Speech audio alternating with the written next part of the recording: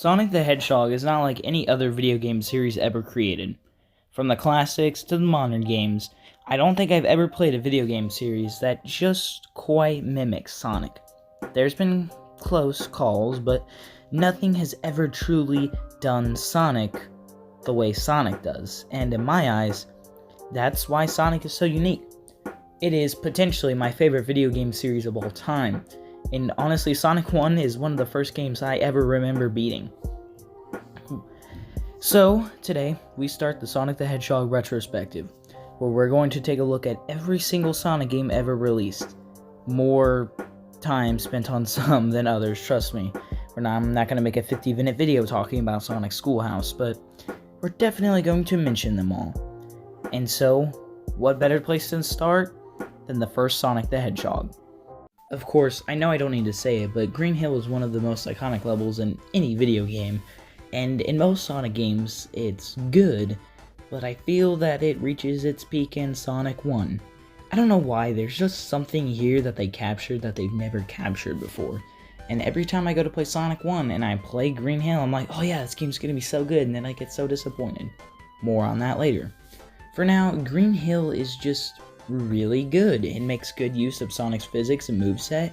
You can beat it super fast, and overall it emphasizes speed. Something that a lot of levels in this game don't do, but we'll talk about that later. So, overall, what makes Green Hill so good? Sonic's moveset, easily, hands down. If we injected Mario in this stage, it would be fine, but it would just be that. It would just be fine. Sonic's moveset is essentially the only reason the level is so good and why people remember it. But to understand that, we have to dig into Sonic's moveset, which I will now do. Sonic has a strong sense of weight with every action he does. You need to earn your speed by running in a line until Sonic reaches high speed, indicated by his spinning legs. Turning is slow, since Sonic needs to regain the speed he loses when coming to a stop. Rolling into a ball will cause Sonic to go faster, but will also slow you down whenever you come out of the ball. Most zones are not straight lines. They are slopes of varying sizes to affect Sonic's speed, jump height, and jump direction. If you were to keep jumping without moving the control stick, Sonic will jump off of the slope under him, likely making him jump side to side. Now, of course, there's the obvious comparisons to Mario that we could spend a lot of time making, but I really don't see a point in that. I'm going to discuss Sonic 1 as Sonic 1, and maybe compare it to Sonic 2, the best classic Sonic game, more on that later. Okay, so, to explain how Green Hill is set up and why it works so well, we have to explain everything. Sonic's levels are usually very non-linear. At least, this game proves in theory. There are secrets hidden all over the stage, but there are also multiple pathways you can take depending on your speed and where you decide to go. If you take the higher path in the level, you can find ring boxes that are on the lower level, and you can even finish the level faster if you take one path over the other. You can reach different pathways, usually by spotting where the entrance to each one is, or you can use the level geometry and the physics to your advantage in order to speed your way somewhere interesting. For instance, take any slope in Green Hill. Gain some speed, and jump somewhere on that slope. Sonic will jump higher if he's going faster, and depending on the angle at which you jump, you can shoot yourself in any one direction. It's stuff like this that makes Green Hill so iconic, as every player has done it at one point or another, and the amount of different areas and pathways you can go is just so unique, and it's honestly one of the most fun things about Sonic. Replay Green Hill, and every single time you will go somewhere new, somewhere different, or you will get somewhere, or you'll get an item box or a ring box that you never seen before. It's just so unique, and it's how Sonic should be designed, and it's how he is designed later. However, whenever you start to look outside the confines of Green Hill Zone, things start to get a little messy. Ah yes, Marble Zone. One of, if not my favorite level in the game, but also one of, if not the most hated on levels of any classic Sonic game. But why is this? Well, first off, I'm going to say I can totally understand the arguments of this level, which is why I'm going to dig into them. So, a lot of people say that entering Marble Zone is like Whiplash. After such a fast, speed-focused level of Green Hill Zone, a more tight platforming zone was not something most players would be expecting, which I can totally understand. I used to get frustrated too whenever I would play Marble Zone when I was a kid because it was so different than what I'd come to expect. But I also came to love Marble Zone because of its unique platforming. Now, of course, Sonic 1, and especially this stage, looking at it as a Sonic Zone, yeah, it fails in almost every single way. It's extremely linear, it's not speed focused at all, and more importantly, it's frustrating. And yeah, this stage fails as a Sonic stage, but looking at it as a platforming stage, it is extremely good, well designed, tight, fun to play around in, and overall, honestly, it's the most aesthetically interesting level in the game, more so than Green Hill could ever hope to be. It's really weird to me that most fans say that Spring Yard Zone is like Green Hill levels of quality when I just don't see it. Spring Yard Zone isn't my least favorite stage in this game, but it has nothing to Casino Night Zone, and let's be honest, it's pretty boring, with segments like moving blocks and stuff like that people complain about with Marble Zone. They're totally fine here with it, and it just does not make any sense to me. Not cool. However, that's not to say that this is a horrible stage. Like I said, it's not even my least favorite in the game. It's just boring.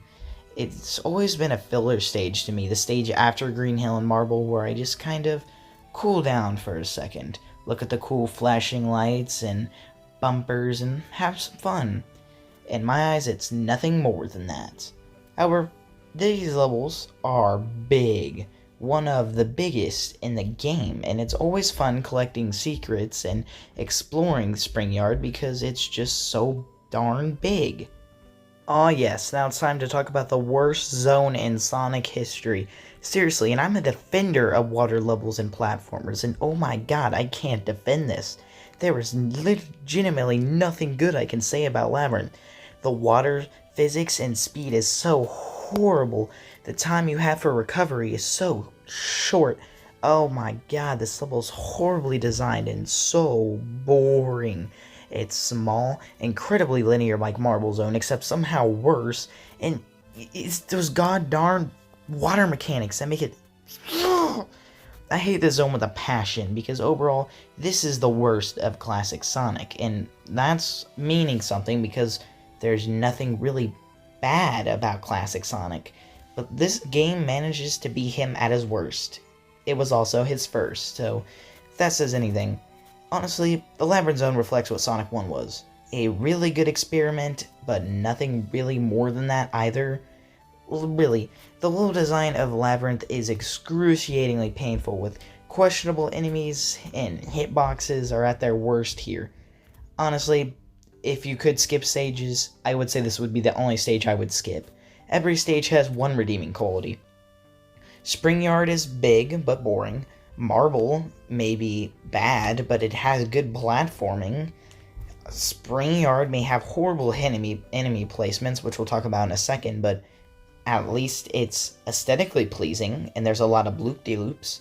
Overall, Labyrinth is horrible. I think everyone on planet Earth hates it. It's just...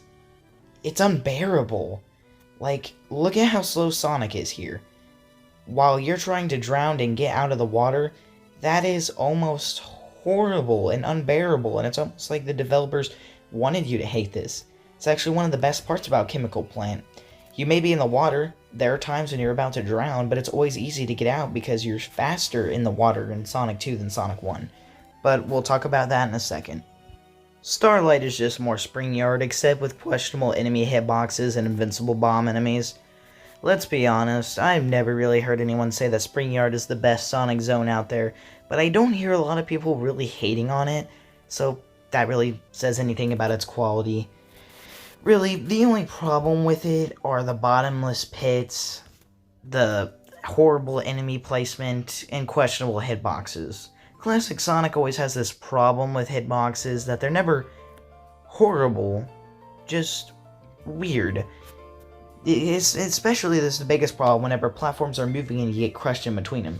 There are times when it doesn't look like you would get crushed, but you die anyway, so whatever, I guess. Overall, Starlight isn't focused on speed, but there are a lot of loop-de-loops and fun platforming to distract you from the bad enemy placement. Starlight is just an okay zone that you have to go through. Nothing more, nothing less. Scrap Brain is another zone that a lot of people just don't like. You got enemies, death traps, spikes, all that wonderful stuff that mixes well with Sonic's moveset. Oh, I was kidding about that last part, but no, seriously, this zone is definitely the worst final zone out of all the classic Sonic games.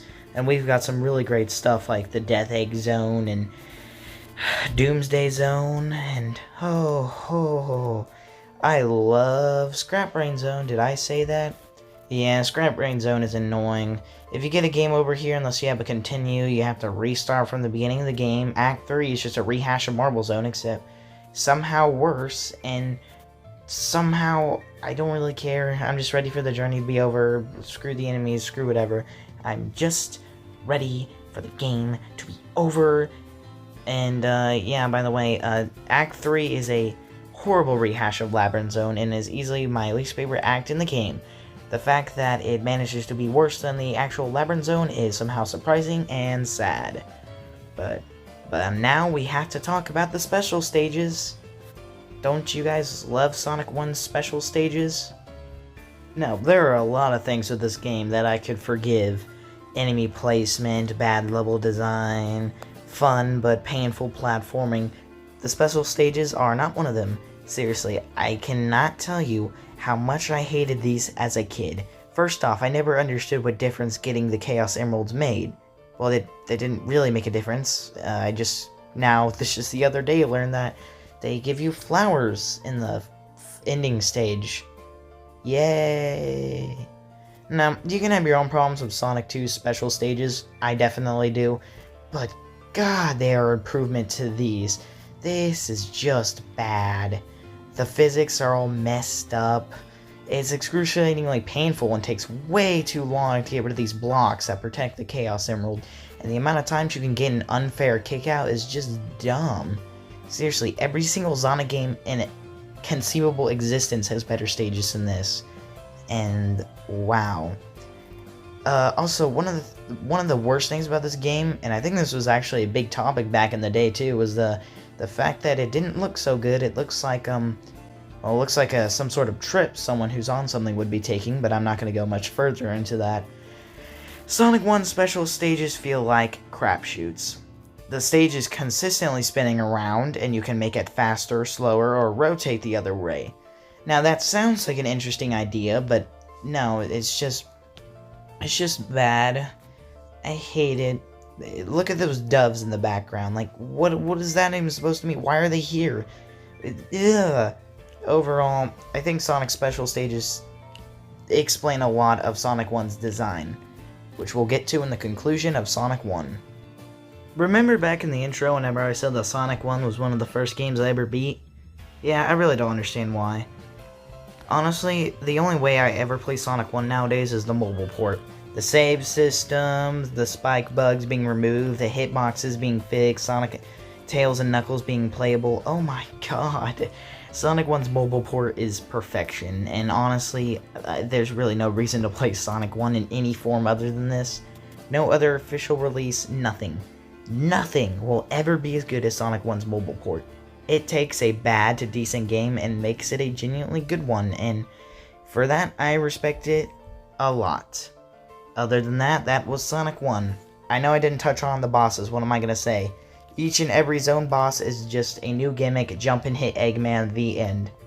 Honestly, I'm just done with Sonic 1. Let's talk about my favorite classic Sonic game, Sonic 2. Oh crap, spoiler alert, I didn't realize.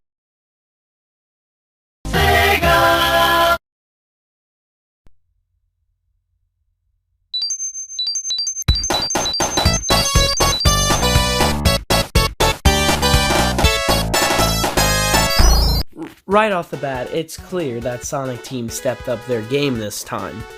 I'm just gonna say it here, after replay, Sonic 2 may or may not, I guess spoiler alert again, be my favorite game in this video.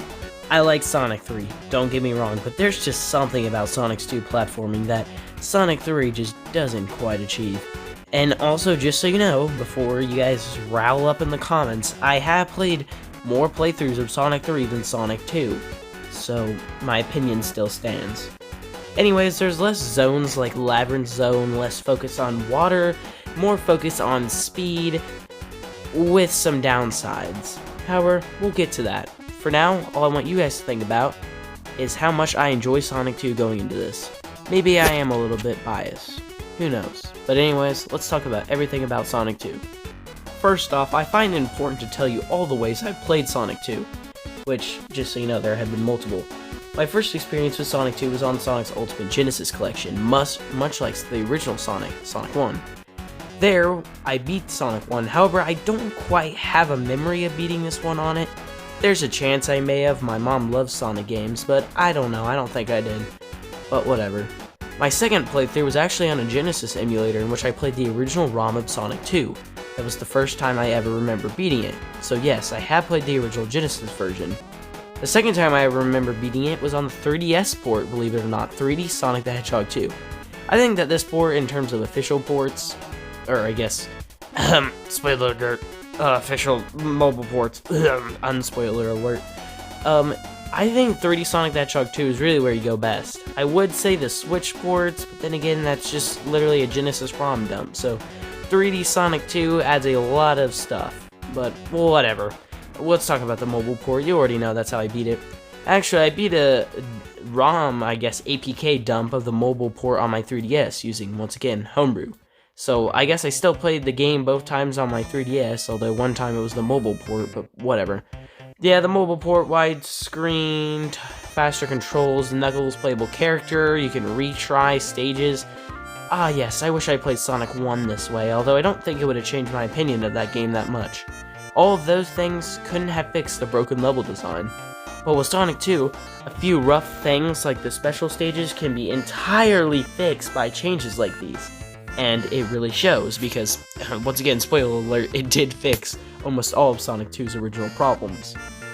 Emerald Hill really is the next step up from Green Hill in terms of level design. It is so much faster than the original Green Hill. It looks way better. Tails as a playable character is super cool. The Spin Dash, arguably the best thing ever in any Sonic game, is added here, and it really helps in terms of speed. You can utilize it in a lot of cool ways, but I'll talk a little bit more about that for a second. Let's just focus on Emerald Hill right now.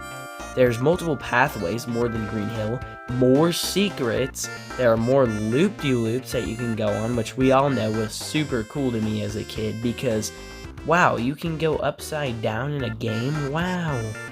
Seriously, I actually legitimately almost had that exact thought whenever I played Sonic 2 for the first time. Man, I really need to stop reminiscing and actually, review the game. Sonic 2's color palette is so much better than Sonic 1's.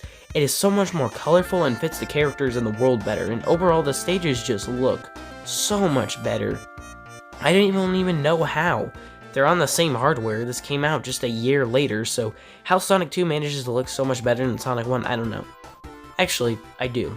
I think the main thing it comes down to is, like I said, A, the color palette, and B, the new sprites. Sonic looks his best here. As much as I like Sonic's 3 arguably cooler and more detailed sprite, there's something about Sonic's 2 sprite that I just think looks better. It's a natural evolution of the first game's sprite, while looking much more detailed and natural than Sonic 1's sprite. I've always had something towards Sonic 1, I don't know. Like I said, whenever I came back after beating it as a young kid and loving it, I was severely disappointed in the experience, and there were a lot of things I didn't even mention there that I'm disappointed in, but whatever. So all in all, Emerald Hill is so much more fast, it controls so much better, there are multiple pathways, and I guess really my favorite thing about Emerald Hill is its graphics. It just looks beautiful. Now, while Emerald Hill is a good zone, the next zone after it may or may not be not only the best zone in this entire game, but also maybe even the best zone in Sonic history. Yes, that's right, we're talking Chemical Plant, but before that we have to touch on the Spin Dash, because really you have to understand the Spin Dash to understand why Chemical Plant is such a great zone. It all starts with the sprite. So first off, whenever you're spin dashing and you see the cloud of dust behind you, it is so satisfying. Same thing with the animation itself. The loop Sonic, you can tell by the shine or the white dots on the sprite spinning round and round, is so satisfying. But that build up to speed to help you gain a short boost of speed, and if utilized well can get you to many secret areas, it's so satisfying to pull off. But yeah, that's why the spin dash is so great. It's a natural move that Sonic honestly should have had from the beginning, and as the mobile port of Sonic 1 shows, it actually works quite well in that game, when added. So now we have to talk about the best zone in Sonic history, Chemical Plant Zone. First off, let's get the biggest yes out of the way.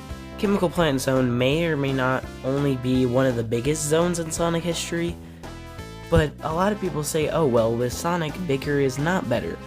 Take a Mario level. You want it to be big because that would mean more platforming, more enemies, and more fun, right? Well, with Sonic levels, people are afraid that if you take too long, and if a Sonic level is too big, then the speed component of the level won't be as good, meaning that the level can't possibly be good, right? Wrong. Usually whenever Sonic levels are big, it's because there are so many different pathways. The level itself isn't horizontally as huge, but vertically. The amount of different paths you can take and secrets there are, holy crap, that's what makes a big zone great. Not one that lasts forever, but one that has so many different pathways. Now, let's talk the most important change in Sonic 2 in terms of the physics. Sonic's speed cap is removed, meaning there are times when you can go so fast in Chemical Plant Zone that you completely rocket off the screen, never to be seen again. Well, I mean, it'll only be a few seconds when you're off screen, but still. Chemical Plant Zone is actually the only zone in this game where that's happened to me. I'm not saying it's not impossible to do in other zones, and I definitely do go fast, but there's just a few times in Chemical Plant where Sonic gets so in front of the screen that I can't just catch up with him. He won't be off the screen for just a second or two. No, he'll be off the screen for 4 or 5 seconds. Sure, that can get dangerous, and it sounds like it would, but strangely there was never really a problem with it. Like, I never ran into any issues with it. It was just dumb fun. And that's what Chemical Plant Zone is. It may not be the best developed ever. Enemies definitely, don't really mean anything to you, and it is really just a playground of bumpers and boosters. But all in all, it's focused on speed, and it is absolutely huge. So I think it honestly may or may not be the best zone in Sonic history. But there are a few other zones I would say closely tied with it. So let's move on from Chemical Plant to talk some other zones. Now, I didn't actually touch on the music during talking about Sonic 1, but that's actually because I think that while Sonic 1's music is still good and fine, I don't think it's super special to the point where it really needs to be talked about. What would I say? Its soundtrack is good. Sonic 2's soundtrack takes everything that Sonic 1 did and does it faster and better. Literally, take, for instance, Casino Night and Spring Yard. Casino Night is almost like an upgrade. It sounds better, it's faster, it even has like the same types of instruments, even though this is 16-bit music, but still. Same thing with like Mystic Cave and Labyrinth. I'm not a music guy, I'm just gonna say that, like I don't know anything about music, I don't know anything about notes, I barely even went to music class in elementary, and I definitely haven't taken anything with music in years, so I'm just gonna point that out. I don't know anything about music. All I'm saying is Sonic 2 sounds so much better. I'm sure there are plenty of videos out there analyzing Sonic 2's music, why it's the best, or blah blah blah, but all I'm saying is, Sonic 2's music is god tier. And I don't use that language a lot, but oh my god. I often see people shower praise on Aquatic Ruin Zone, and while I don't think it's that good, I do think that it's definitely a huge step up from Labyrinth. In fact, it's an improvement in literally every single way. Also, this zone just proves that Sonic's problem was never controlling underwater. Why that was annoying in Sonic 1, and the controls are the same here, they managed to actually surprisingly work well here, which means that the real problem had to have been the level design the whole time. Who would have thought? So yeah, Aquatic Ruin Zone is a fun zone, especially if you're supersonic and speeding through it at an even higher speed. Aquatic Ruin is one of those zones that really proves that, yes, underwater can technically be fun. But what is the difference between Labyrinth and an Aquatic Ruin? Well, in Aquatic Ruin, you're often not forced to be underwater. If you're skilled enough, you never have to touch the water. Whereas in Labyrinth, you're forced to wallow around in the water, with very little chance to break out of the water. So, essentially, the only change that really changed everything was the ability to stay above water. And even then, just changing the underwater design to be, I don't know, better, ended up saving it too. All in all, those two changes entirely saved Aquatic Ruin Zone, and while I think it's a good zone, it's definitely not anywhere close to my favorite. Casino Night is a perfect mix between platforming and speed. The amount of bumpers and just casino thingies and those green things that make you stop, and all the pinball things and bottlenecks, it's so fun.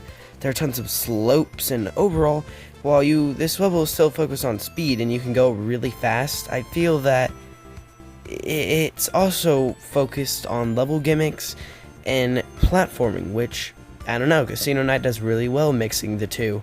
So to say that it's the best zone ever, trying to use a spring or flipper to land where you want to is pretty hard, and it can get frustrating after a while. But it doesn't matter that there aren't crazy loops or speed-focused long slides of land. It's just playing around with Sonic, and it's just fun. That's really all Casino Night is. It's just a fun stage that you can speed through, being bumped and pushed all over the place. I gotta be honest, Hilltop may or may not be my favorite level in this game. Something about the aesthetics, the platforming, it's like Marble Zone again, but done even better than Marble Zone ever could have. And I don't know, I really like Marble Zone. It was my favorite stage from the last game, even if it wasn't focused on speed like Green Hill was. For some reason, Hilltop just speaks out to me. It's such a fun stage, and considering I love lava levels and stages, that means so whenever we get to Lava Reef, I'll have a lot to talk about. But focusing on this game, overall, I think that Hilltop Zone is very well done. Sure, it's more linear than really any other stage in the game, but that's okay, because Hilltop's platforming is also better than any other stage in the game, and aesthetically I love it. Also, a lot of people don't care for the song, but I think that Hilltop Zone's theme slaps hard. It is such a good theme, but whatever. You gotta let people believe what they want to believe. After all, I am just some kid on the internet, but I think that Hilltop's theme is superior to any other theme in the game. But whatever. Mystic Caves and Hilltop Zone are a lot alike, except Mystic Caves is a lot more frustrating and not as well done. Just like with Hilltop, it's much more linear and focused on platforming, but unlike Hilltop, you have to be a lot fast in your reaction to certain factors because it'll kill you. The smashing doors, don't do it just quite right and you'll get smashed and instantly killed. You don't like long pits with spikes? Haha, what kind of person doesn't like instant death traps? Seriously, I have never liked Mystic Caves, and upon replay, that opinion only gets stronger. Mystic Caves is always a wrench in things. It has a lot of the problems that people complain about Marble Zone that I personally don't see. It's just a frustrating stage. Of course, as you can see here with Supersonic, it's a lot easier, but that's not the point. The point is that Mystic Cave Zone is probably my least favorite zone in the game, but even then, it's still a decent zone. It just has nothing to really offer me with what I come for Sonic. And honestly, if Marble Zone is better than this, then that shows that, in my eyes, this level has pretty low quality. Oil Ocean is always one of those zones that's incredibly fun to play, but also incredibly forgettable. Really, if I'm being honest, it's kind of like a toned-down version of the last two zones. More focused on being linear and platforming, but some secret pathways, more than the other two probably. I guess some secrets, and if you're really good, it's another fast zone that you can get through pretty fast. I think my record's like a minute at most. I don't know. It's really one of those stages that just don't really have anything to offer you, except a little bit of fun. It really just goes through your mind. It's kind of blank, but Oil Ocean has this thing where it looks super cool. Like you're going through a giant oil factory. Like, look at that sunset in the background, the sun moves with you. It does, there's one thing Oil Ocean is really good at, it's theming. its theme is so unique, and honestly, aesthetically, it may be one of the most standout zones in the game, but still, it's incredibly forgettable. I don't know, Oil Ocean is alright.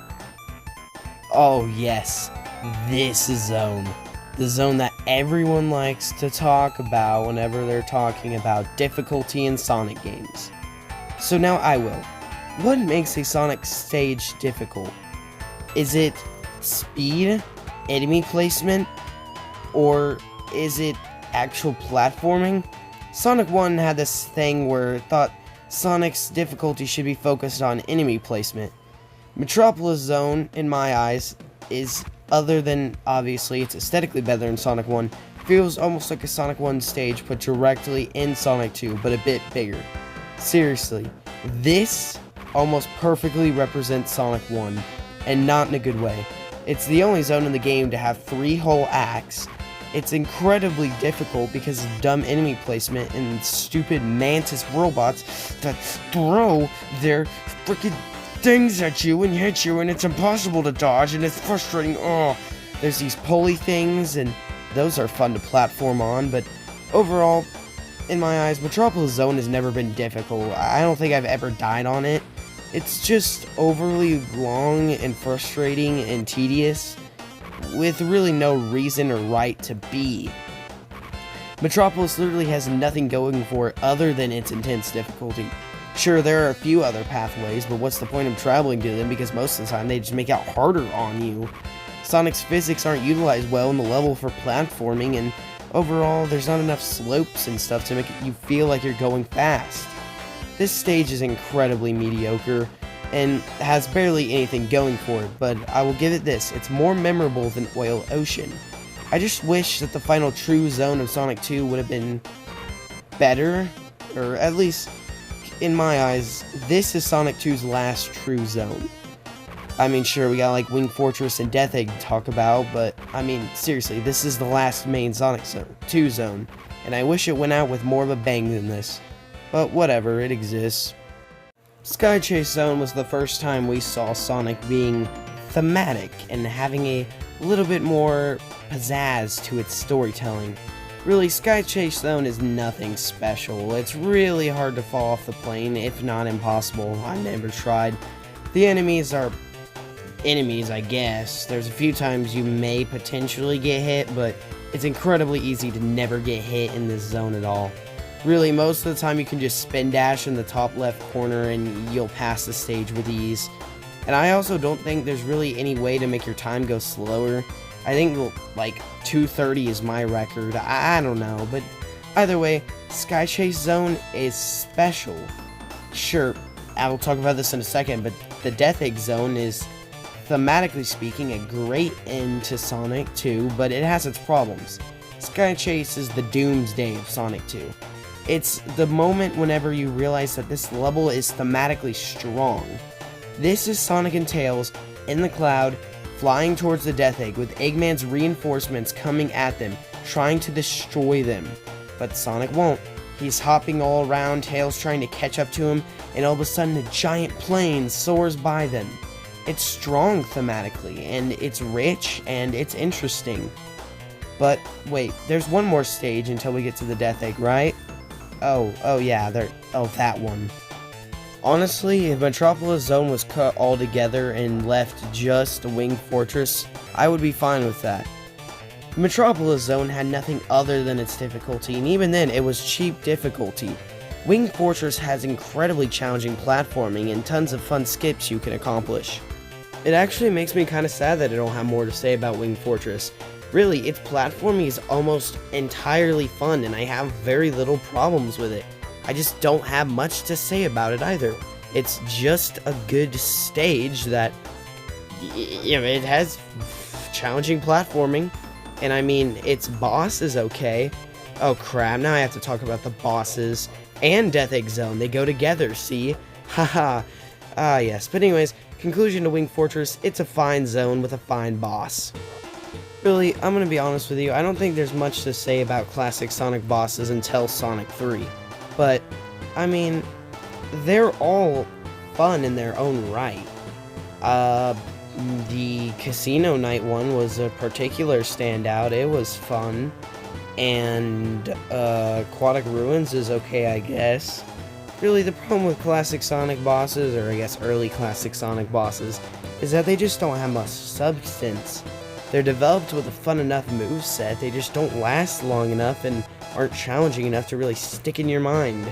But anyways, you grab onto the rocket that Eggman gets on and soar through the sky slowly. As you slowly leave the atmosphere, you realize, oh crap, things are starting to kick up. The clouds disappear, and you're in space. I absolutely hate this zone. I'm just gonna be straight up honest with you. Honestly, if I'm being honest, the Metal Sonic boss is pathetic. You absolutely just pass through it. All you have to do is spin dash before he lands, hop on him a lot, and boom, it's done. It's easy. You can do it by the time he's done with his second move. You don't ever have to see him jump. You can beat Metal Sonic in 17 seconds.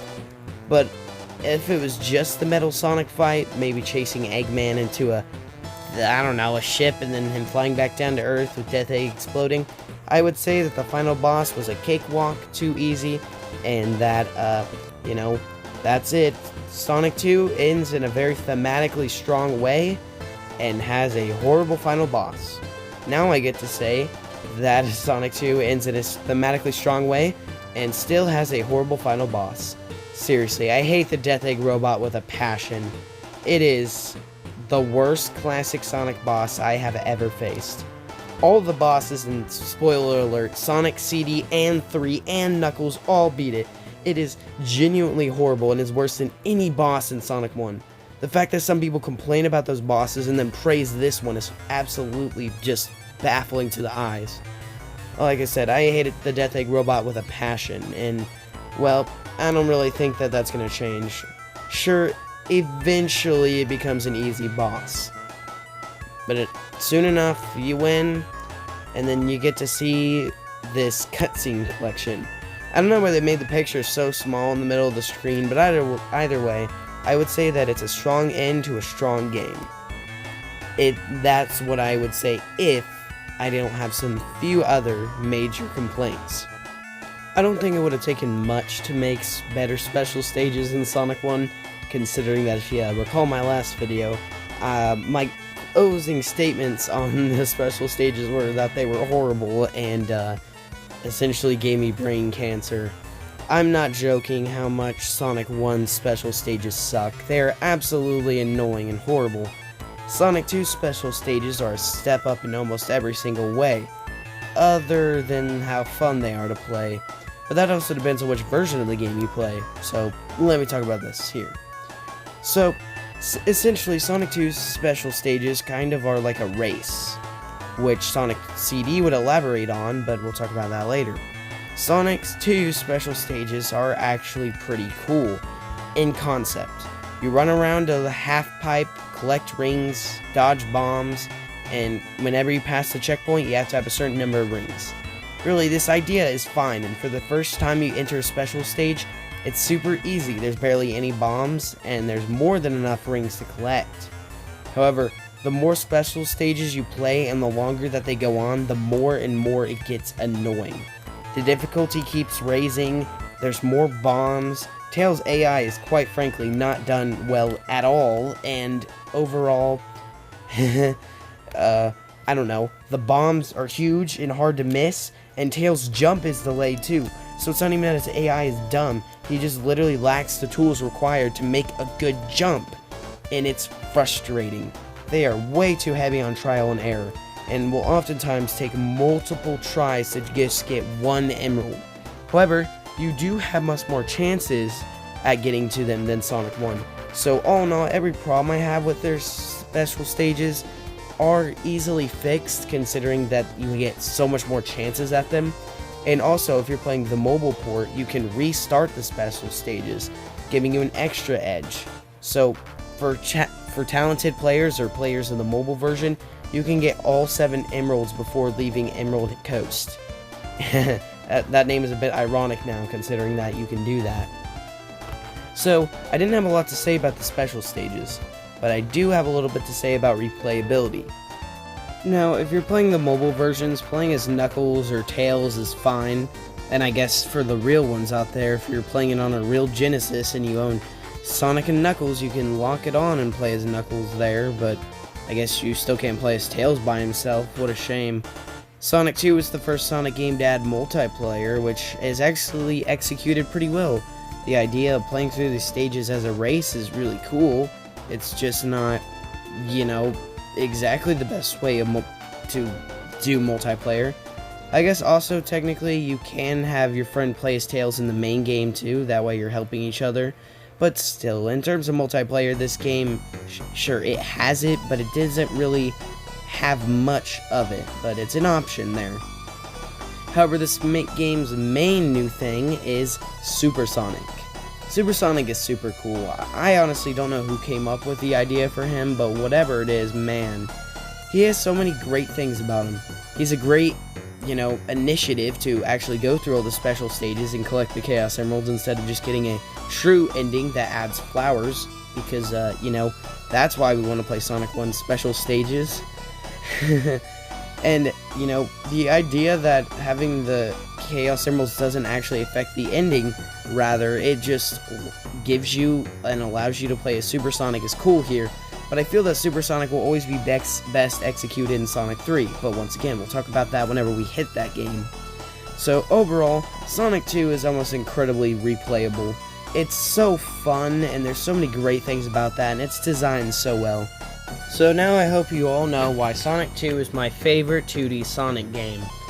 Anyways, yeah, if you really want to complain, sure, stages like Mystic Caves and Metropolis are not executed the best, but they're still fine stages.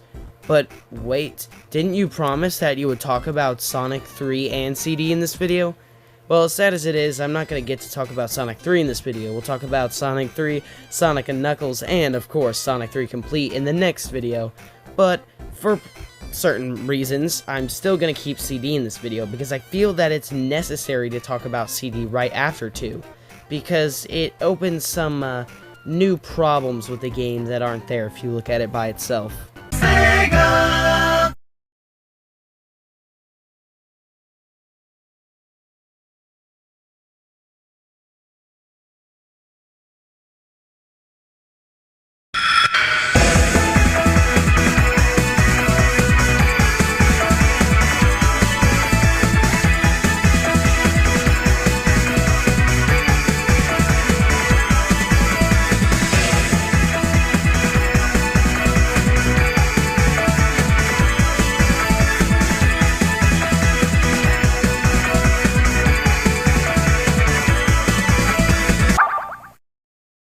Sonic CD is strange.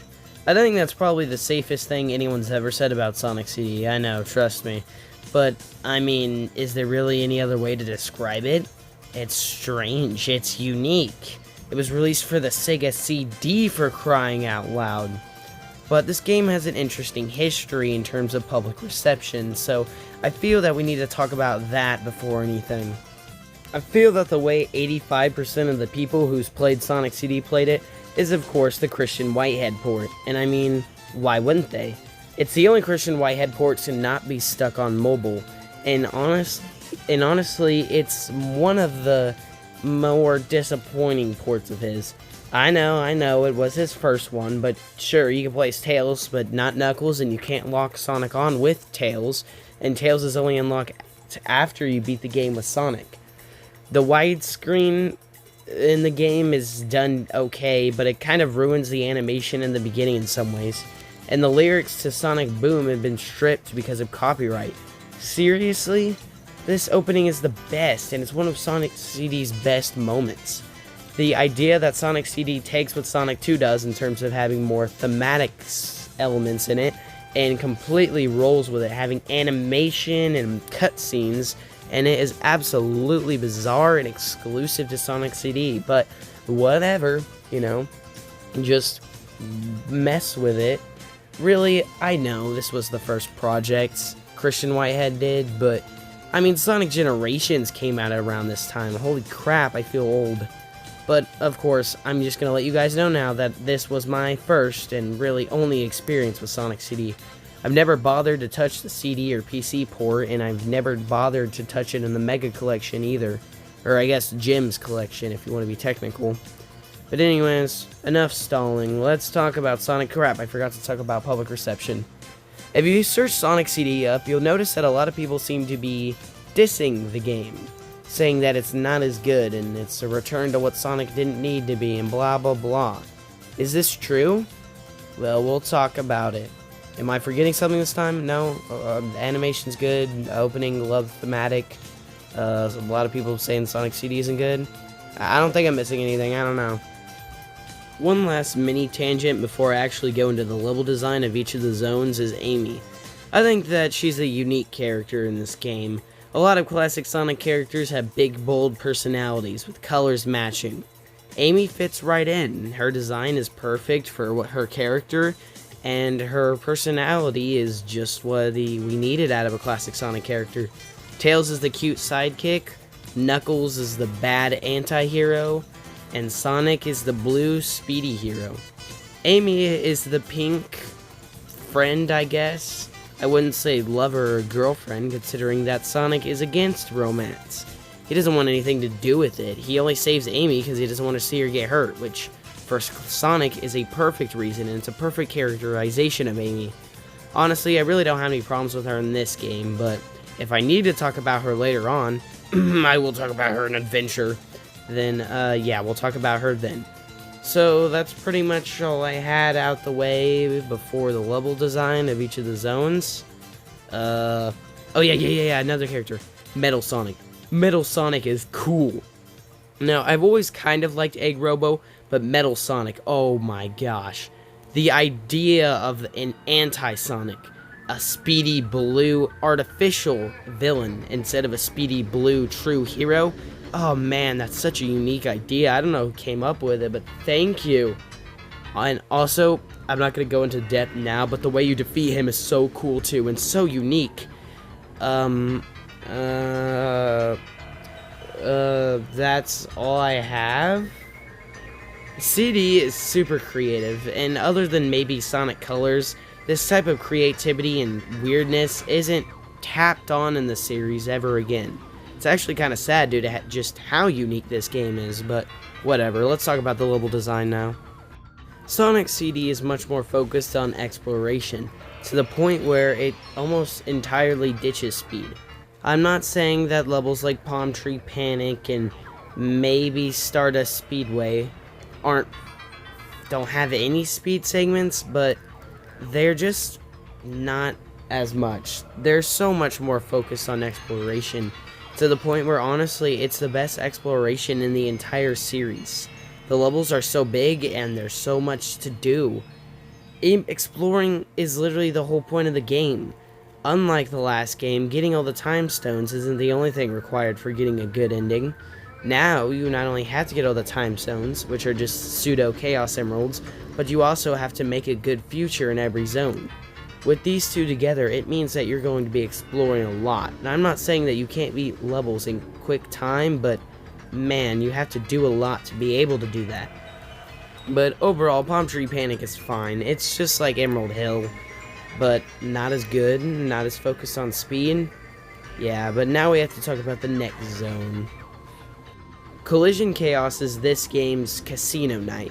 It has a lot of bumpers and springs and stuff to play around with, but it's not actually, themed over a casino or carnival. It's just plays like it is. It's actually kind of confusing.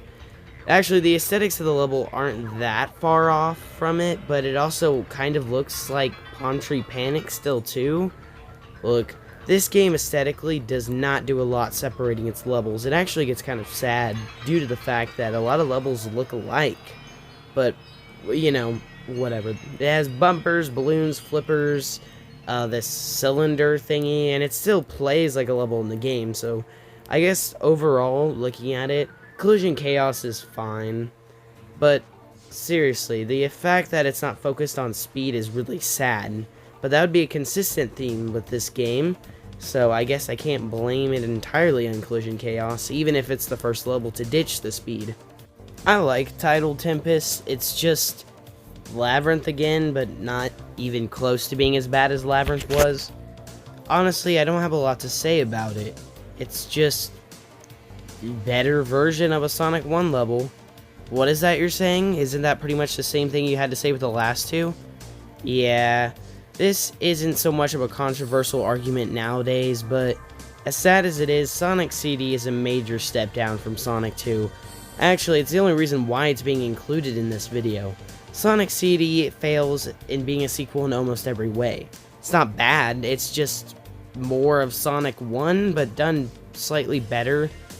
Look, I get it. If you look at Sonic CD by itself, then it's actually a fairly competent Sonic game. Its stages are designed with platforming in mind, not speed, and so I guess you could get frustrated at that aspect, but really, there's not a lot of problems with it, I guess. It's just fine. It's kind of confusing to explain Sonic CD to someone because you got two types of people. They really like Sonic CD and think it's good, or they think that Sonic CD fails to deliver. I'm one of the people who think that Sonic CD fails to deliver. It has a lot of the same problems as Sonic 1, but it has a lot of the same strengths as Sonic 1. And if you look at the developmental history, it's really clear why. Sonic CD was helmed by one of the directors of Sonic 1, while the other director went to America to work on Sonic 2. In his mind, he just wanted to create more of what Sonic 1 was, while in the other director's mind, he wanted to create a sequel to Sonic that changed how it played and made it better. Sonic 2 was meant to address Sonic 1's problems. Sonic CD was meant to be more of Sonic 1, so in that aspect, Sonic CD doesn't fail. In the aspect coming off of Sonic 2, Sonic CD fails hard. It is frustrating how hard this fails in terms of everything other than thematics.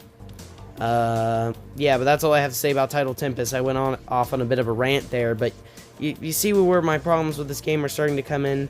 I hope you do. Quartz Quadrant is a huge zone with several bottlenecks and tons of different pathways happening at once that you can switch between with ease. Secrets are very present. There's hidden walls, higher routes, at the end of difficult platforming sections. This is the best example of exploration in Sonic CD, and it's clear why. Every stage has a specific reason behind it, but they are also all serving the grand scheme of exploration. Quartz Quadrant, however, is focused almost entirely on exploration, with nothing more. I mean, I guess some of the future and past segments have speedy segments, so that's definitely a plus, but, I mean, I'm starting to get tired of repeating myself. Hopefully next level I won't have to as much, right? One of the things I said earlier was that a lot of stages look alike. Wacky Workbench and Quartz Quadrant are probably the best examples of this. I can literally see Sonic going from Quartz Quadrant to Wacky Workbench. But Wacky Workbench is probably the best level in this entire game. And it's pretty clear why. I think that it's interesting that instead of trying to get to the top and explore to the top, you have to avoid to the top. That's something. It's not hard. You just gotta jump on the moving platforms and not fall, but, I mean, sure, whatever. Wacky Workbench is probably my second favorite level in this game, but once again, I just don't have much to say about it. Oh man, my head hurts. This is annoying. Haha.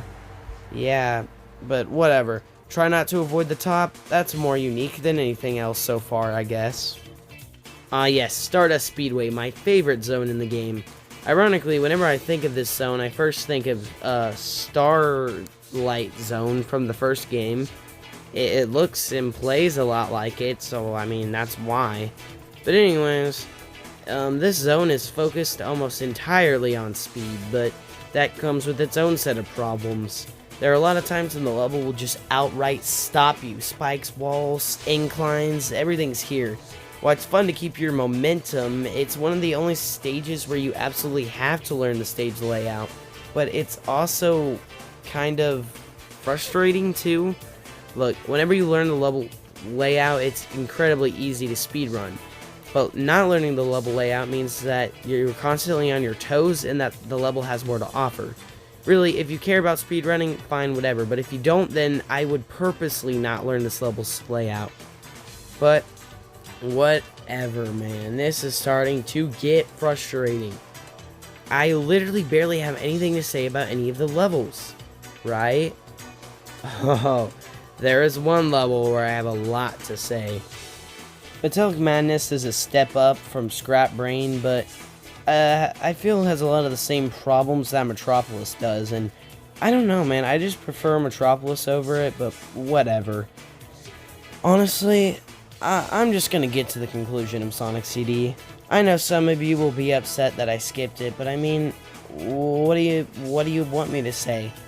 None of Sonic CD is wasted space or thoughtless design. It's just boring and frustrating and too much like Sonic 1. It's better than Sonic 1, but only because of a few things. The special stages are better, which I'll talk about them in a little bit in a second. The bosses are better. The Metal Sonic boss is a standout, I guess. But see, there's no initiative to collect the time stones because Super Sonic isn't here. I get that they're not the Chaos Emeralds, but I mean, Hyper Sonic, or I don't know, make some sort of version of Sonic that is unique to this game. I don't know, man. It's just sad how bleh this game is. It really feels like you're on autopilot the whole time. There's nothing stand out about the experience. There's nothing in your face about it. It's just something. It just exists. But anyways, about the special stages. You gotta run around and destroy UFOs. It's pseudo 3D. I mean, it's just here to show off the capabilities of the Sega CD, but still, it's well done, and it's one of my favorite classic Sonic special stages, but it's not inherently better than Sonic 3's Blue Spheres or even Sonic 2's Warp Pipe design. It's just something new and slightly better than Sonic 1's. Man, I am sure all of you think I hate this game, but I really don't. I've been playing it forever. Other than Sonic's Ultimate Genesis Collection, it was the first Sonic game that I actually owned by myself. The soundtrack is killer and better than Sonic 1's and maybe even Sonic 2's. Sonic CD introduces the Super Peel Out, gives you the same speed as the Spin Dash, so there's no point in using it, but I don't know, man. The bosses are cool, I guess, some of them. The boss of Collision Chaos is an interesting concept, but it's frustrating. And, oh, God, I'm just done with Sonic CD. Sonic CD has a few problems. This is what the main thing I wanted to talk about. Before Sonic CD's port, there really was no way to play it, and everyone thought that it was a super good, obscure, hidden Sonic game. Whenever it came out, people were not very happy with it. They didn't think that it was really good. That's a problem. Whenever your game is better recepted whenever it's hidden, that's a problem. It's Sonic CD's major problem, and yet I agree with it. So what do I have to say about Sonic CD? Meh. That's it.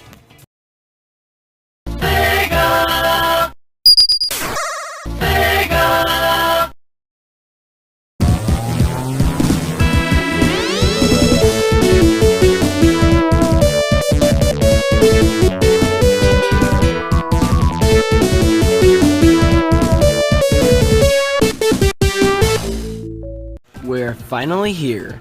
As Sonic and Tails ride in on the tornado and Sonic goes supersonic, we hit Angel Island, perhaps the most beloved island of all the classic Sonic games.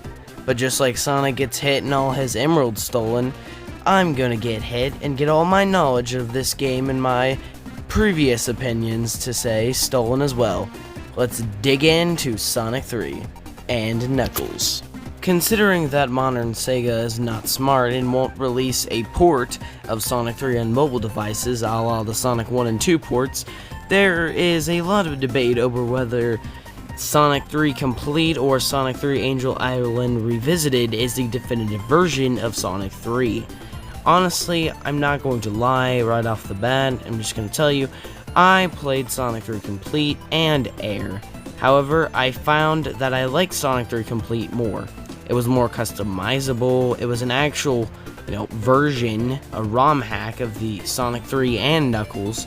So, all in all, it's the original game with tons of customization options and sound things, and as much as I like Angel Island Revisited, it doesn't offer the amount of content and customization that Complete does. Also, I can't play Angel Island Revisited on my 3DS, which, just in case you guys know, yes, has been the way I've played every single classic Sonic game thus far. I do have it on my phone though, so it's not like I haven't played Angel Island Revisited at all. It's just Sonic 3 Complete is my preferred port. So yeah, let's dig in the actual game itself, because I'm sure I just made someone mad, so let's forget I said that for a second. Angel Island tries to be the Emerald Coast of, well, I guess Angel Island, but honestly, I can't help but say that it's still a great stage, but Emerald Coast offers much more in terms of speed. Really, I think that individually each of the 3 games' first stages have tons of different things to offer. Green Hill is all around platforming and speed mixture, and it works quite well for Green Hill. Emerald Coast is focused specifically on speed, and Angel Island is focused specifically on pathways. It's much more exploration focused, to maybe the level of Sonic CD, but not quite as well done as Sonic CD's exploration was, which is okay, because Sonic CD's exploration took from Sonic CD's speed. You get where this is becoming a problem? Sonic 3 has a lot to live up to, with each of the previous games having their own theme and gameplay components. With 3 different main games and 3 different main focuses, Sonic 3 should have a hard time measuring up to them, right? Well, not really, because Sonic 3, as much as this sucks to say, doesn't have its own individual focus. And I'll explain to you why.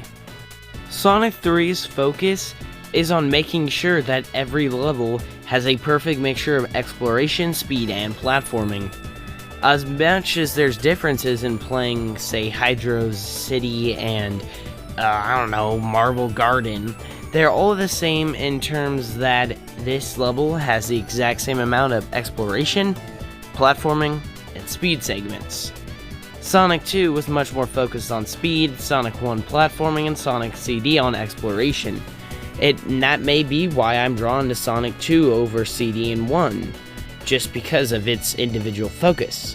Sonic 3 appeases all 3 focuses, but doesn't do one extremely too well, It's not great platforming speed, but it's all very good.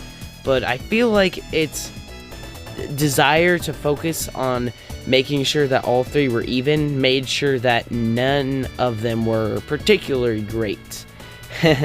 I'm sure I just made more people mad, but trust me, people will only get more mad. All in all, Angel Island is still a great starting point, because it focuses on speed, platforming, and exploration, which is what makes a Sonic zone.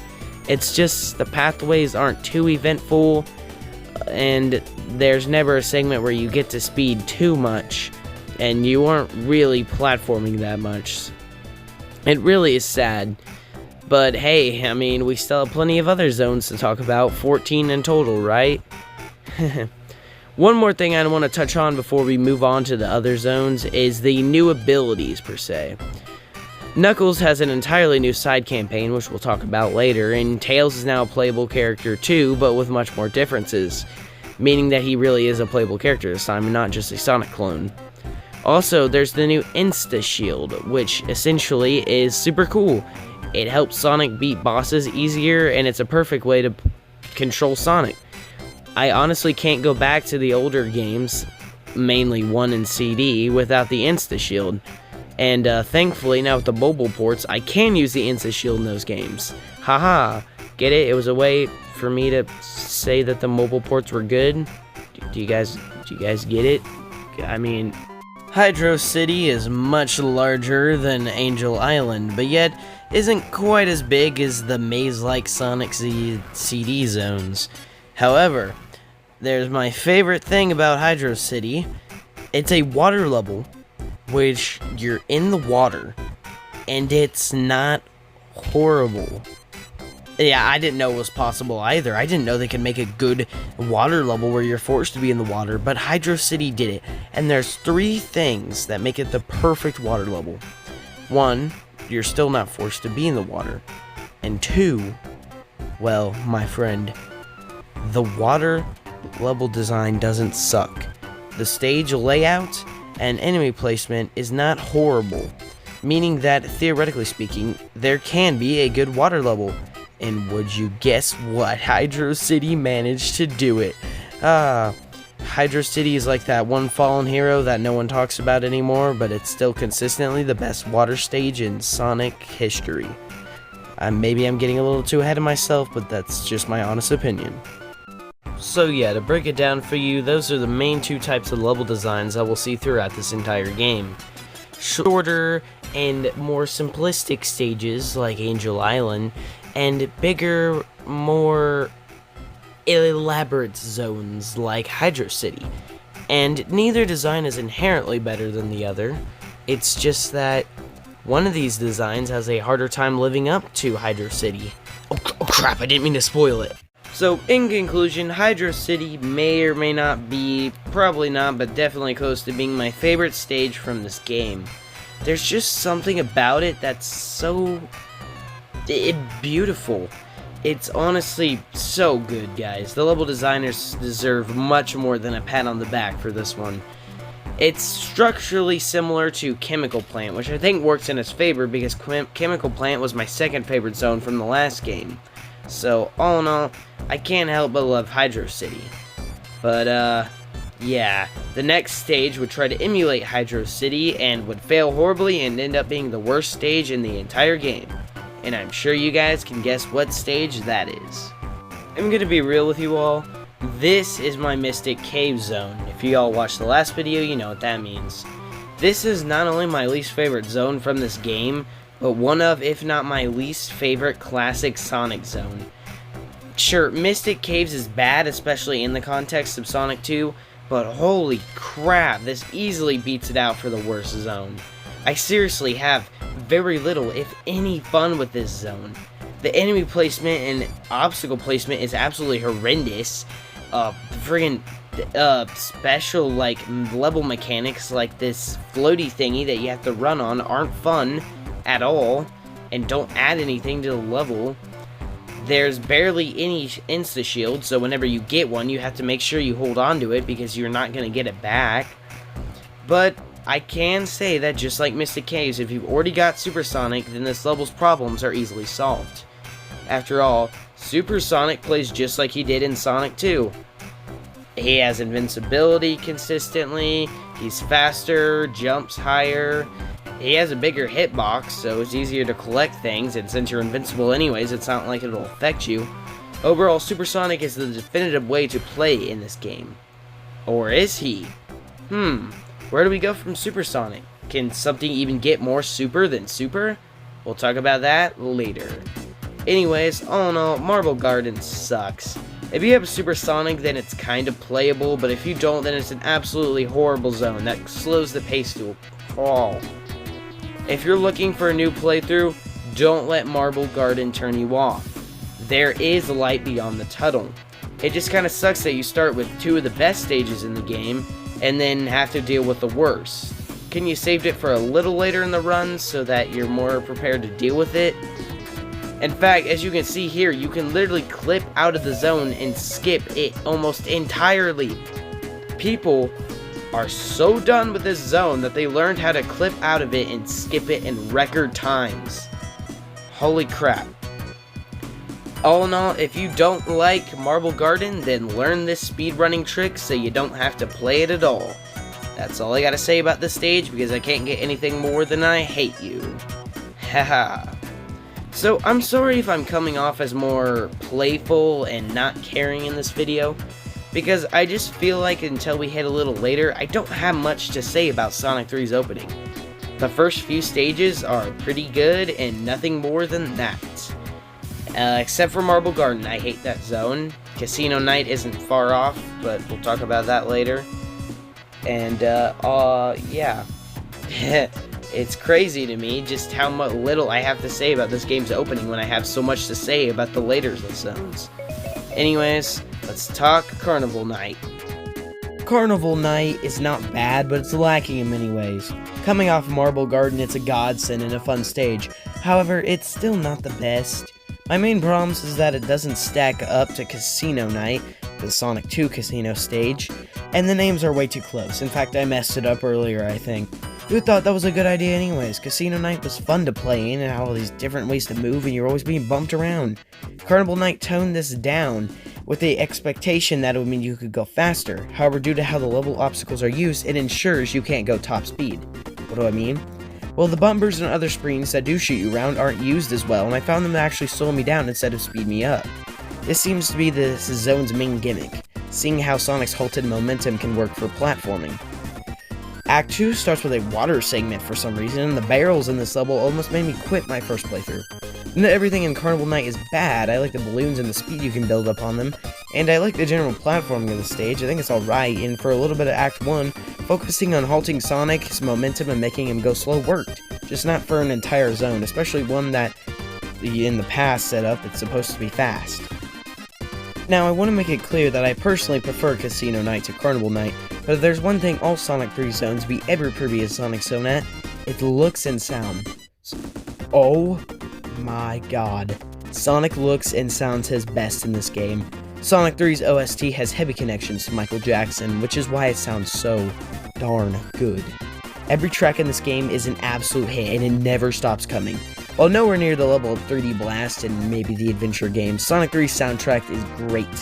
Oh yeah, and it looks great. While Sonic 2 and CD used altered, more advanced versions of Sonic 1's sprite and animation, Sonic 3 completely starts from scratch.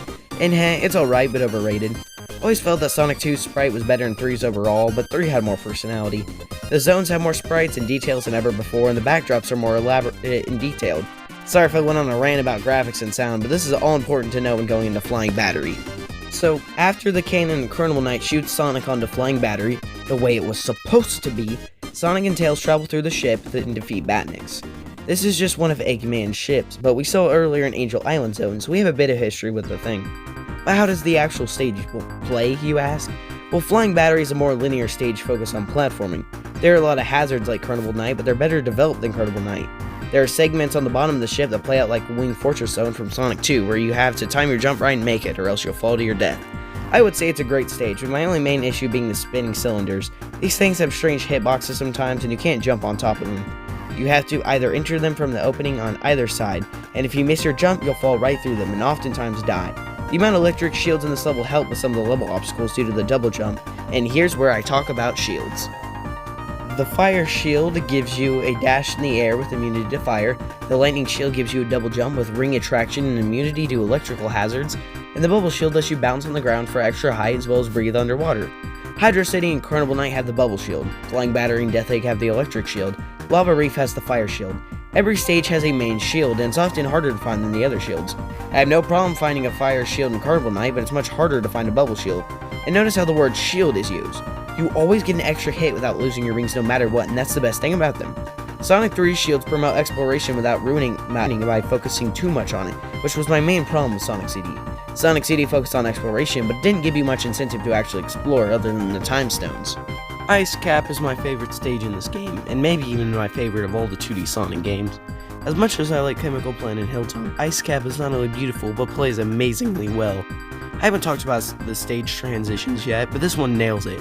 It starts with a skateboarding segment mirroring City Escape from Sonic Adventure 2, but it's so cool, and as the best track in the game kicks in, and you dash through a cave with claustrophobic platforming and long vertical segments, Ice Cap is just a great stage, my only main problem with it being it doesn't last that long. But Launch Base is a decent zone, but far too annoying, and it's very large. Act 1 was okay enough, but Act 2 is just annoying. The platforming is tedious, and the stage really is the last should I turn this off stage. And that's a shame. The boss in Act 2 may be a joke with the insta-shield. But the transition to the Big Arm boss fight is super cool, and the Big Arm fight itself was cool. It was a fun fight, but just not a good final boss by any means. And that's Launch Base, a big fine zone, and that's the first half of Sonic 3.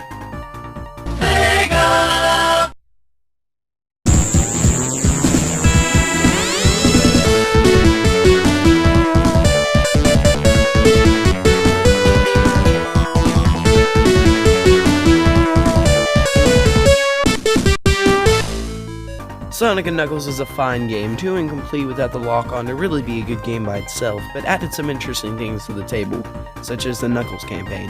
While you can play as Tails and Knuckles in Sonic 2, Knuckles has his own campaign that's different from Sonic's, and Tails controls different enough to be a pseudo-easy mode, while Knuckles is the pseudo-hard mode. These are loose explanations of the campaigns themselves, of course, but Tails' flight makes it easier to find secrets and defeat bosses. Knuckles doesn't jump as high as Sonic or Tails, but his glide can help make up distance lost with the jump height nerf, but the bosses are harder with him, and Eggman has been replaced with Egg Robo. Anyways, back to the levels themselves. This is part 2 of the Sonic 3 retrospective, the Sonic & Knuckles half. While Mushroom Valley is a good first stage, it's nowhere near the level of Angel Island or Emerald Hill. I find that it focuses on platforming more than it does on being big and fast. That being said, Act 1 is big enough and there are plenty of speed segments. These rope things that extend as you run on them are fun, and jumping on these mushrooms are a fun way to bounce up. This level is what later Sonic 3 levels like Carnival Night and Launch Base lack, but what other levels like Ice Cap and Hydro City have that make them so great. It's a perfect in-between, and I always enjoy the 6 minutes I spend in it. And here I am with another tangent again. I usually only spend 2 to 5 minutes in Sonic 2 zones at max. Some zones like Launch Base and Sandopolis take like 15 minutes overall to beat, and that's fine. Like in Sandopolis, I just want it to be over because it takes so long. That means I get to soak in more of the stage. It's conflicting, and really I don't have a conclusive opinion on this. Levels just take a lot longer, and that's fine, I guess. Speaking of Sandopolis, it's close to being my least favorite zone in this game. Only Marble Garden beats it. Act 1 is okay, the desert theme is cool and there's not much to it, just speeding through desert and occasionally entering a cave to grab a ring box or something. The crushing blocks are annoying, I don't really think anything of them though. Act 1 introduces some interesting level gimmicks like the sand that Act 2 completely murders. Act 2 is worse than both Marble Garden acts, and it's only really Act 1 that kinda redeems Sandopolis. Act 2 is the longest act in the game, and it's very annoying. These ghosts that chase you are a very annoying level gimmick, and everything that Act 1 introduces is thrown away and replaced with things like sand loops. This thing sucks. I always have a problem with it, and it's not the only wrong thing here. The platforming is heavy, but so cramped that it's annoying. Sure, Ice Cap has a loop too, but it's easier to figure out and it's smaller. Lava Reef is fun. It's really where the game kicks up and things get intense. But there's not a lot going for it until the end of Act 2. The platforming is fun, and there's these spinning loop thingies that are annoying but manageable, and the Act 1 mini-boss is fine. But climbing up the long stretch of stairs and learning that this is the inside of the volcano that the Death Egg crashed in when it tried to launch, and Knuckles knocking you down, it all leads into an okay boss. I know, anticlimactic, but the boss itself is just okay. You gotta jump on these platforms, dodge the bombs and lava, unless you have the fire shield, and wait for the robot to explode. I mean, it's a fine boss, but the lead up is something special that I feel is wasted here. Lava Reef is the last normal zone in Sonic 3 and Knuckles, and just like with Metropolis Zone, it all leads into one-act zones for the story, aside from Death Egg. Sonic 2 is much more thematic, whereas Sonic 3 actually has story. In Sonic 2, it's just stop Eggman from kidnapping animals in the Chaos Emeralds. In Sonic 3, he's tricked Knuckles into thinking Sonic and Tails are evil, and drained the power of the Super Emeralds. Before we get on to the endgame of Sonic 3 and Knuckles, I want to talk Blue Spears, the best classic Sonic special stages. Sonic 2's was better than Sonic 1's, Sonic CD's was fun but frustrating, and Sonic 3's is good but too extreme. The later Blue Spear stages get way too unfun, but for the first half of them, they're pretty fun and easy. I always get all Chaos Emeralds and Super Emeralds in my playthroughs because you could still get all Chaos Emeralds by the end of Hydro City Act 1, and all the Super Emeralds by the end of Sandopolis Act 1. The stage entrances are actually hidden now and don't require a certain amount of rings to enter, unlike Sonic 2's. Sonic 1's just sucked. Still though, I found the Sonic and Knuckles special stages were way worse than base Sonic 3's, and they can get boring and predictable. But as one of the last times Sonic would have good special stages, I think they're good here. The end game starts with Hidden Palace. It's an easy stage and it's incredibly simple, but it's all building up to a fight with Knuckles. This is incredibly tense, and I found the fight with Knuckles to be too simple but incredibly fun. In the background is a painting showing Super Sonic fighting what looks to be the Death Egg robot from Sonic 2. After beating Knuckles, Eggman decides Knuckles is too weak and steals the Master Emerald for himself, leading Knuckles to teleport you to Sky Sanctuary Zone. Whereas Hidden Palace was too simple to be a good stage in terms of the actual gameplay, Sky Sanctuary manages to be a great stage in terms of story and gameplay. The song bops and is very climactic. The way the beat rises and the song gets louder is very thematic, and the stage is designed with the song in mind. Just like the beat, Sonic is rising and rising up the Sky Sanctuary and occasionally fighting Egg Robo. You fight Mecha Sonic, taking the role of Eggman for a bit. You fight the machine Eggman using Green Hill from Sonic 1, then the machine from Metropolis Zone in Sonic 2. It's a neat throwback and makes sense in the confines of the story. It would make sense Eggman would only give Mecha Sonic old machine Sonic already beat while he flees to the Death Egg. The platforming in this stage is fun, and the platforming between the foreground and background is cool, and I don't know why more stages didn't use it. Just like with Hidden Palace, Sky Sanctuary is only one act, but it ends like this, and some people say Sonic 3 doesn't have a good story.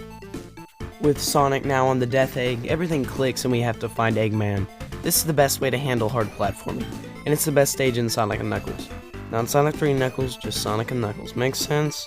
Act 1 takes place in the inside of the Death Egg, and we're chasing down Eggman. The place is heavily guarded and there are tons of traps everywhere. The light bridges are annoying, but the gravity mechanic is a fun mechanic that is well used. After searching the outside of the Death Egg, Act 2 follows a search outside of it. We can see Earth or planet Sonic is on in the background, and everything is getting more tense. We catch up to Eggman on a bridge and face down his last attack. This boss is one of the best in the game, using the gravity mechanic well and testing your knowledge of the zone. After that, we chase Eggman as he hops into an advanced version of the Death Egg robot. This boss is just great. After everything that Sonic has been through, this game and the previous games, this is the final showdown between Sonic and Eggman. The first phase is annoying but quick. You have to destroy the fingers on the robot, and if you're not careful, they'll slam down on you. After you take care of the hands, the Eggbot enters its second phase, marching towards you and shooting fire out of its nose. If Sonic hits the nose, the mouth opens and begins charging a Chaos Control Beam. Attack the mouth and dodge the beam at the last second, and you'll have to do that 2 or 3 times. This is a much better boss than the Eggbot in Sonic 2, which had bad hitboxes and an annoying moveset. I hate that boss, but I love this one. After destroying the robot, Eggman tries to flee with the Master Emerald as the Death Egg falls apart. Sonic chases after him, and this section is kinda annoying. Sonic's physics don't miss well with the big bridge collapsing, but if you're careful, you'll destroy the carrier, and Eggman will flee on the final weapon. So that's it, right? Sonic crashes down to Earth, Master Emerald's still in space, wait till Sonic Adventure to recover, right? Well, the true final boss of this game takes place in Doomsday Zone. If you've got all the Chaos Emeralds or Super Emeralds, you'll transform and chase Eggman. Doomsday Zone is a good ending to the overall package, but the boss isn't as good. The first phase sees you travel an asteroid belt, stocking up on rings and then attacking the final weapon. This segment is cheap. You're supposed to direct missiles to the cockpit without being hit by anything. If you're hit at all, you're sent behind the final weapon and lose some of your rings. I managed to beat it on my first try, but then died right away due to having too little rings. After destroying the final weapons outside, the inside flies into another asteroid belt with Hypersonic right behind it. Phase 2 is much better because you get to keep collecting rings while facing the final weapon. Slam into it again and again, finally destroying it. Hypersonic recovers the Master Emerald and returns it to Angel Island, allowing it to float back into the sky. Knuckles is left smiling as Sonic and Tails fly away on the tornado. Sonic 3, stronger beginning and end game, but due to the drop of quality in the middle, I think Sonic 2 is still the better platformer. While Sonic 3 is bigger and fixes most of Sonic 2's problems, it also has new problems that make the actual gameplay of the game lesser than Sonic 2's. Sonic 3's story is the best of any classic Sonic game. I would never rob of that, but Sonic 2 had much tighter platforming. Whereas Sonic 2 focused on gameplay, Sonic 3 focuses more on story, giving each game their own unique identity. As strange as it is, I've come back to Sonic 3 more than 2, but I always have a better time with 2. Who knows, maybe this is my favorite, but I feel the drop in the middle and the length of the game holds me back from saying it's better than 2. As it is, I still love 3 and it's still one of the best games of all time. Next, we'll take a look at Sonic's first 3D adventure, Sonic 3D Blast. Until next time.